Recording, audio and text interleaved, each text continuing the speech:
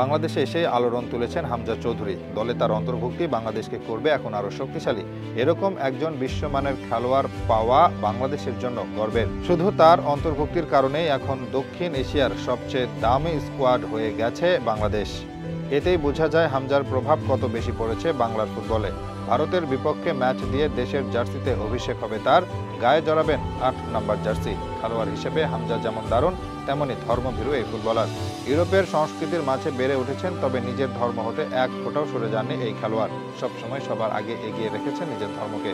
যখন মাঠে নামেন খেলার জন্য দেখা যায় 2 হাত আকাশের দিকে তুলে মোনাজাত করছেন এই শেফিল্ড ইউনাইটেডের তারকা। বুঝাই যাচ্ছে শিকড় থেকে এক ফোঁটাও আলাদা হয়নি তার। শুধু যে মোনাজাত করে দোয়া করেন এতেই শেষ নয়, আরও জানা যায় প্রতি ম্যাচের আগেই নাকি আয়াতুল কুরসি পাঠ করে তবেই খেলতে নামেন এই তারকা। ধর্মের প্রতি শ্রদ্ধা ও সম্মান যেমন আছে, তেমনি ধর্মীয় কাজেও অনেক এগিয়ে আছেন তিনি। বাংলাদেশে না থাকলেও এই দেশের মাটি তাকে টানে। এদেশের মানুষের প্রতি ভালোবাসা আছে তার। গত 11 বছর বাংলাদেশে পা রাখেননি তিনি, তবে ঠিকই নিজের ধর্মীয় কাজ ছড়িয়ে দেন মানুষের মাঝে। হয়তো কেউ কেউ জানেন, তবে অনেকেরই অজানা।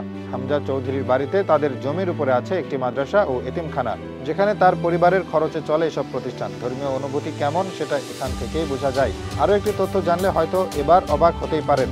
তাদের বাড়িতে আছে একটি মাজার এবং সেই মাজারের পীর হামজার বাবা নিজেই। মূলত বাড়ির পাশে দেখা যায় লাল সালু সম্বলিত এক মাজার শরীফের, যেখানকার খাদেমরা জানান তাদের পীর স্বয়ং হামজা চৌধুরীর বাবা দেওয়ান মোর্শেদ চৌধুরী। পার্শ্ববর্তী আরেক পীরের কাছে থেকে খেলাফত প্রাপ্ত তিনি। হামজার বাড়িতে ধর্মীয় রীতি মেনে প্রতি বছর অনুষ্ঠিত হয় উরস মাহফিল। ভক্তদের দাবি এসব কিছুর প্রভাব আছে হামজার জীবনেও। ফুটবল মাঠেও দেখা মেলে যার কিছু অংশ।